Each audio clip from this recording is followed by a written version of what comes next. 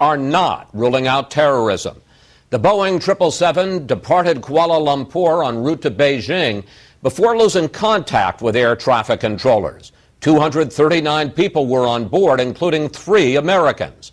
But Malaysian authorities are focusing on 2 people who boarded the plane using stolen passports.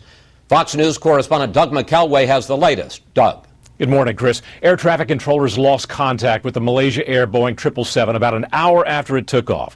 Radar records show the plane may have tried to turn back. It had reached cruising altitude and the weather was good. There was no distress signal. More than 40 ships and aircraft are now engaged in a search of the Gulf of Thailand. 2 large oil slicks have been spotted, but there is no sign of any wreckage. The passenger manifest included the names of 2 Europeans who were not on the plane. Both had their passports stolen in Thailand in the past 2 years.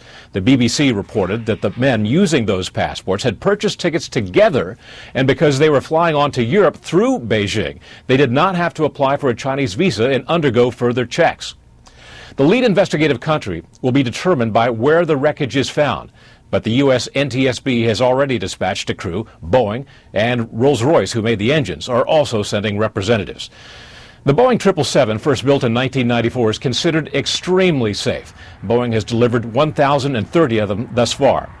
Last year, an Asiana Airlines 777 crashed short of the runway in San Francisco. Pilot error was to blame. An Egypt Air 777 suffered a cockpit fire in Cairo in 2011. And British Airways lost a 777 on landing at Heathrow in 2008. Icing in the fuel lines caused that accident, prompting a redesign through the fleet. Both Kuala Lumpur and China have been plagued by terrorist activity. A knife attack just last week by Islamic separatists killed 33 people in Kunming, China. And Kuala Lumpur is where al-Qaeda first planned the 9/11 attacks. Chris? We'll stay on top of all this. Doug, thank you. Here in